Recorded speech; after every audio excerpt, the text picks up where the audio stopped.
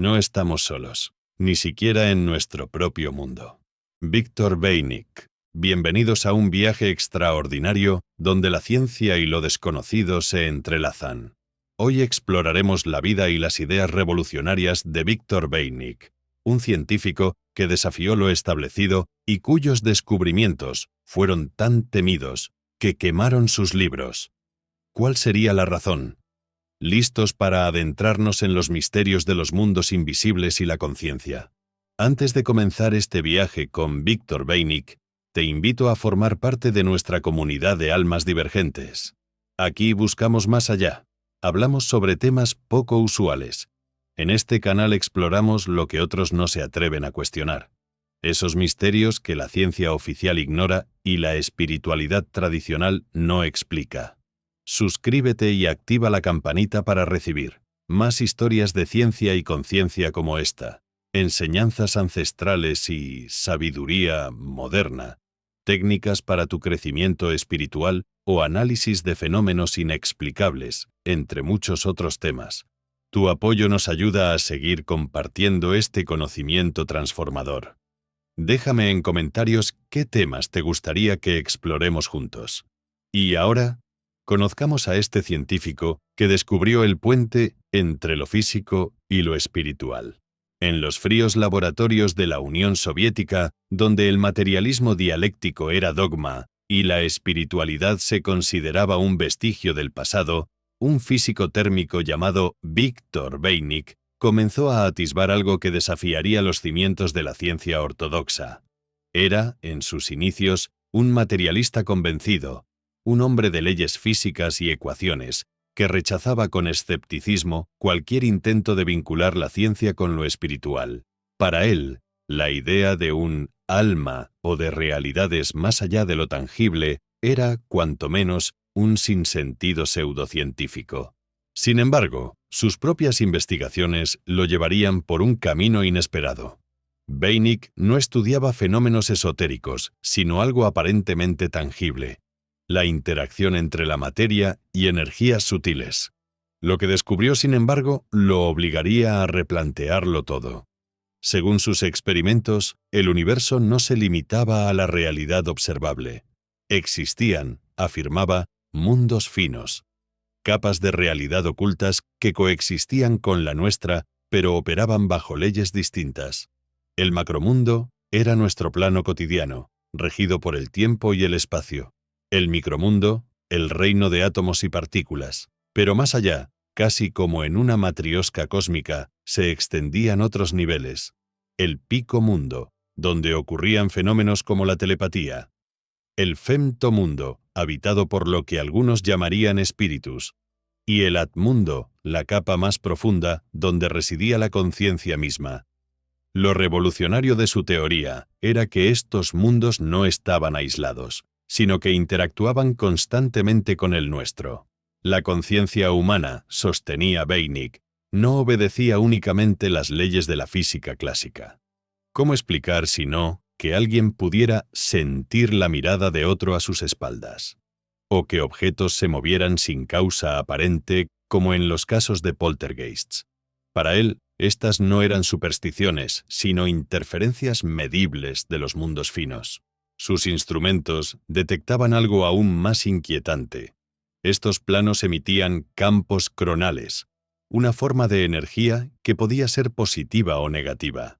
Lugares sagrados, iconos religiosos y actos de genuina bondad generaban cargas positivas. Fenómenos como ciertos avistamientos de ovnis o actividades poltergeist, en cambio, irradiaban patrones negativos, capaces incluso de afectar a la salud humana. Fue entonces cuando, al revisar textos religiosos, Beynik encontró un paralelismo perturbador. Lo que la Biblia llamaba espíritus de luz y oscuridad, él lo había registrado en sus mediciones como fluctuaciones energéticas. Los objetos bendecidos por la Iglesia emitían el mismo tipo de campo positivo que él asociaba a los mundos superiores. Aquello era demasiado para un sistema que había declarado la guerra al misticismo. En 1969, el gobierno soviético ordenó quemar sus libros tachándolos de herejía científica. Pero el verdadero giro en su vida llegaría años después, en un hospital, donde un sacerdote moribundo le hablaría de Dios, del alma y de una verdad que terminaría por derrumbar sus últimas barreras materialistas. Ese derrumbe llegó en 1992. Víctor Vejnič, con sus 73 años a cuestas, ingresó en el hospital para una serie de exámenes rutinarios. O eso creía él. La ciencia había sido su refugio durante décadas. Un bastión de certezas en un mundo que ahora, sin que aún lo admitiera, se le antojaba cada vez más enigmático. Pero aquel lugar gris, impregnado del olor a antiséptico y resignación, se convertiría en el escenario de una revelación que quebraría sus últimas resistencias. En la cama contigua yacía un hombre demacrado, de mirada serena a pesar del cáncer que lo consumía. Era un sacerdote, un hombre de fe, justo el tipo de persona que el Vejnič de años atrás habría desdeñado con un gesto de impaciencia. Pero algo en aquel anciano lo detuvo. Quizás fue la calma con la que hablaba de la muerte, o la forma en que sus palabras, entrecortadas por la tos, parecían resonar con un eco extrañamente familiar. «La batalla no es entre materia y espíritu, Víctor», le dijo una noche, mientras la luz mortecina de la lámpara proyectaba sombras en las paredes. «Es entre luz y oscuridad, y usted ya lo sabe. El sacerdote no intentó convertirle. No le habló de milagros. Solo compartió historias, de almas perdidas, de presencias que susurraban en los confines de la percepción, de una energía que los santos llamaban gracia y que los científicos, tal vez, podrían medir algún día». Y entonces, como si alguien hubiera girado un interruptor en su mente, Vejnič lo comprendió. Aquellos relatos no eran metáforas, eran datos. Los espíritus de los que hablaba el sacerdote coincidían punto por punto con las entidades de carga negativa que él mismo había registrado en sus experimentos. Las visiones de los místicos encajaban con las interferencias del pico mundo. Hasta el aura de paz que emanaba del anciano, esa que inexplicablemente aliviaba su propio dolor, se parecía demasiado a los campos cronales positivos que había medido en iglesias y objetos sagrados. «¿Sabe?», musitó el sacerdote una mañana, sosteniendo su mirada. «Dios no castiga a los que dudan, castiga a los que dejan de buscar». Días después, tras una serie de pruebas que sugerían un diagnóstico sombrío, el sacerdote le hizo una petición inusual. «Bautícese, no por mí, por usted». Vejnič, el científico escéptico, accedió, quizás por curiosidad, quizás por desesperación, o tal vez porque, en el fondo, ya no podía negar la evidencia. Su propia ciencia le estaba señalando lo trascendente. Lo que ocurrió después lo marcaría para siempre. Al entrar en la iglesia, un vértigo repentino lo derribó. Cayó al suelo, golpeándose la cabeza con fuerza. Cuando despertó, atendido por médicos, algo había cambiado. No era un milagro instantáneo. Él jamás habría aceptado eso. Pero su salud, contra todo pronóstico, comenzó a mejorar. La debilidad que lo aquejaba desde hacía meses se esfumó. Y lo más sorprendente, aquellos mundos finos, que antes estudiaba con frialdad académica, ahora se le revelaban como un paisaje vivo, casi personal. «Este hombre me abrió los ojos», confesaría años más tarde. «No a la fe del carbonero, sino a la fe del que ha visto los números y aún así se queda sin aliento». El 19 de septiembre de 1969 habían quemado sus libros. En 1992, Víctor Vejnič entendió por qué. No era solo miedo a lo desconocido. Era el terror de que alguien demostrara que la materia y el espíritu son caras de una misma moneda, y que la ciencia, en su búsqueda más honesta, acaba siempre en el umbral de lo sagrado. Aquel golpe en la iglesia no fue el final. En los años que siguieron, Vejnič hizo lo impensable. Usó sus instrumentos para cazar lo divino. Midió la energía de hostias consagradas, trazó patrones en apariciones marianas, e incluso diseñó un protocolo para detectar infiltraciones del femto mundo en nuestra realidad. Pero cada descubrimiento lo alejaba más de la comunidad científica y lo acercaba a una pregunta incómoda. Y si la física de los mundos finos era, en el fondo, la teología del futuro. En los años posteriores a su bautizo, Victor Beinik se convirtió en una figura imposible de clasificar. Un científico ortodoxo que hablaba de almas, un místico que seguía midiendo fenómenos con termopares y galvanómetros. Su apartamento en Minsk se transformó en un laboratorio clandestino donde lo sagrado y lo cuántico se fundían. Colgaba junto a sus diagramas de termodinámica antiguos iconos ortodoxos, en este caso, un crucifijo de madera, que, según sus mediciones, emitían campos cronales positivos de hasta 3000 unidades bioenergéticas. Para que os hagáis una idea de qué significaban esas mediciones de Víctor, os haré algunas comparativas. Un hospital o laboratorio moderno raramente supera las 800 unidades. Un bosque en pleno verano, 1200 unidades bioenergéticas. El lugar donde alguien muere violentamente, por el contrario, menos 1500 unidades. Carga negativa que persistía hasta días después del suceso. Los iconos bendecidos que Víctor estudiaba emitían hasta 3000 unidades bioenergéticas. Una cifra desconcertante equivalente a 10 veces la energía de un ser humano sano. Como si la fe, de algún modo, pudiera cuantificarse. Y aquel crucifijo de madera en la aldea ucraniana marcaba 3000. El mismo valor que Beinik detectó años antes en las manos de una monja estigmática durante un episodio de éxtasis. ¿Coincidencia? Sus instrumentos decían que no. Los casos que investigó en esa época parecen sacados de un grimorio medieval analizado con mentalidad de ingeniero. Ese crucifijo de madera lo encontró en una aldea ucraniana donde viajó en 1993. Además de marcar esas métricas disparatadas, también presentaba una característica inusual. Y fue precisamente por ese motivo por el cual realizó su viaje con intenciones de saberlo de primera mano.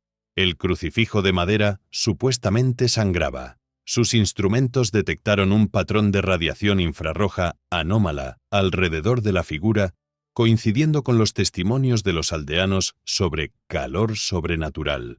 Pero lo más sorprendente fueron sus análisis químicos. La sustancia roja no era sangre humana, pero tampoco pintura. Algo intermedio entre materia orgánica y otra cosa, anotó en su diario. En 1994 estudió a una joven de Grodno que afirmaba comunicarse con su abuelo fallecido. Beinik no creyó en el espiritismo, pero sus electroencefalogramas mostraron ondas cerebrales gamma de 110 hercios cuando la muchacha entraba en trance. Una frecuencia asociada a estados de hiperconciencia. No son fantasmas, escribió. Es el femtomundo filtrándose a través de una mente especialmente receptiva. Lo que captó su máquina aquel día de 1994 lo dejó sin aliento. 110 hercios en banda gamma. Un pico que desafiaba todo lo conocido sobre el cerebro humano. Para entender la magnitud del hallazgo, hay que saber que la mente opera como una orquesta de frecuencias. Cuando resolvemos un problema matemático, las ondas beta que están sobre los 12 hasta los 30 hercios llevan el compás. En la meditación profunda, las teta, entre los 4 y los 8 hercios, dibujan espirales de calma. Los monjes tibetanos más experimentados alcanzan gamma a 80 a 90 hercios durante éxtasis místicos. Pero 110 hercios. Eso equivalía a que un violín de repente tocara una nota que rompiera el cristal de una copa a kilómetros de distancia. Las frecuencias gamma de entre 30 a 100 hercios son relacionados con procesamientos cognitivos altos, percepción unitaria o estados de conciencia místicos. Pero esa chica pasó el límite conocido. No es posesión, murmuró Beinik mientras la aguja del galvanómetro vibraba fuera de la escala. Es como si alguien hubiera insertado una antena en su córtex prefrontal. Sus notas revelan el porqué de su certeza. La joven no mostraba actividad epiléptica. Los 110 hercios persistían exactamente 3 minutos y 33 segundos, coincidiendo con sus descripciones del contacto. Y al salir del trance, su cerebro volvía a 40 hercios, gamma alta normal, sin secuelas. Weinig dio una explicación que sacudió a sus colegas. Propuso que la muchacha era una antena biológica, accidental. Sus neuronas, por razones desconocidas, habían resonado con un campo cronal del pico mundo, permitiéndole percibir realidades superpuestas a la nuestra. No eran espíritus, al estilo victoriano, sino información estructurada flotando en un plano dimensional adyacente. El caso se volvió aún más inquietante cuando, semanas después, la joven dibujó un plano detallado de la casa donde su abuelo vivió en 1937, incluyendo un reloj de pared que la familia confirmó haber retirado en 1950. Weinig midió entonces las paredes de esa habitación y encontró que emitían un residual de 110 hercios exactos, como si el lugar conservara una huella vibratoria del pasado. El tiempo es una ilusión del macromundo, escribió en su informe final. En los mundos finos, todo existe simultáneamente. Ella no habló con un muerto, se sintonizó con un fragmento de realidad que nuestro cerebro normalmente filtra. Hoy, neurocientíficos del Imperial College han replicado frecuencias gamma anómalas, hasta 105 hercios, con psilocibina, pero nadie ha vuelto a documentar los 110 Hz de aquella joven bielorrusa. Quizás, como sugería Weinig, hace falta algo más que drogas o meditación, que los mundos finos elijan mostrarse. Su salud, milagrosamente estable tras el incidente en la iglesia, comenzó a deteriorarse en el invierno de 1995, pero incluso postrado en cama, seguía trabajando. En sus últimas notas, fechadas 2 semanas antes de morir, trazó una ecuación que pretendía unificar sus hallazgos, y al pie de página, una anotación a mano. La conciencia es el puente.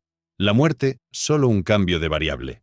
El 12 de marzo de 1996, Viktor Weinig falleció en silencio, sosteniendo un crucifijo en una mano y un termómetro de radiación en la otra. Cuando sus ayudantes recogieron sus pertenencias, descubrieron que todos sus instrumentos mostraban lecturas anómalas. Esos aparatos, que normalmente marcan valores constantes y predecibles, se habían vuelto locos. Los magnetómetros, que miden campos magnéticos, como los que hacen que una brújula apunte al norte, mostraban fluctuaciones salvajes, como si una tormenta magnética invisible estuviera pasando por aquella pequeña habitación. Los contadores Geiger, diseñados para detectar radiación, como los que usan los científicos en centrales nucleares, marcaban 0, no un 0 normal, sino un 0 absoluto, como si algo hubiera absorbido toda la radiación del ambiente de golpe.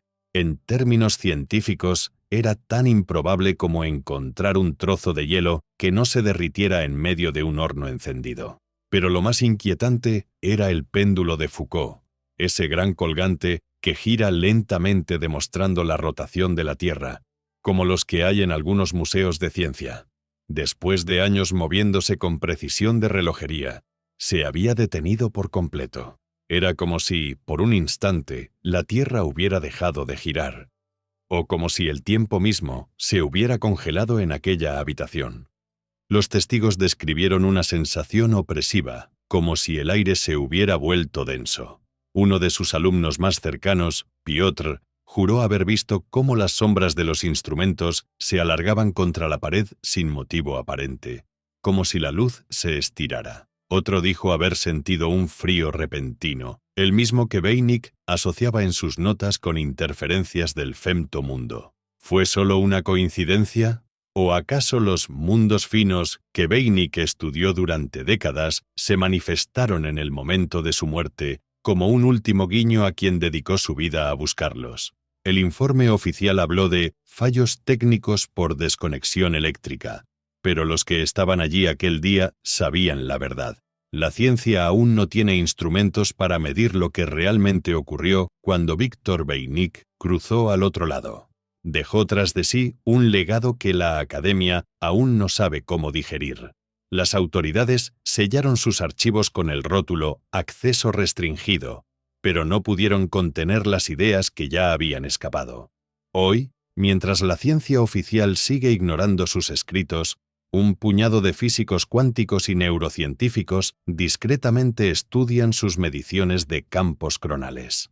El doctor Anton Volkov, del Instituto de Física Teórica de Moscú, admitió en 2017. Sus datos sobre fluctuaciones energéticas en estados alterados de conciencia coinciden con nuestros hallazgos sobre la no localidad cuántica. Pero nadie quiere asociarse con...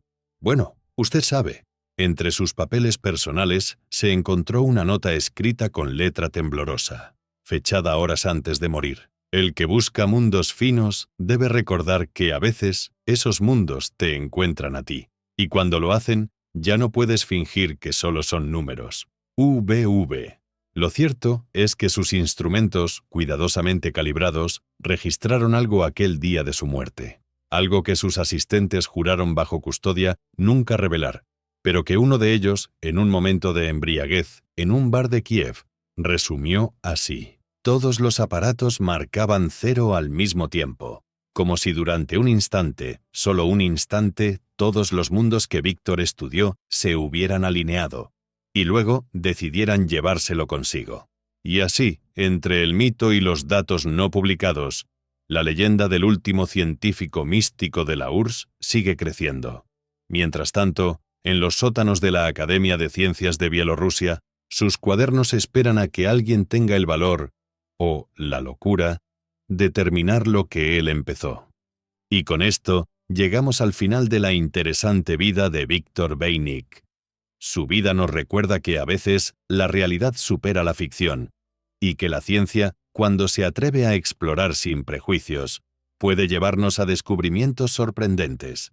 Si te ha gustado conocer esta historia y quieres que investiguemos más casos como este, científicos olvidados, teorías polémicas o experimentos fronterizos, no olvides darle like al vídeo y suscribirte al canal.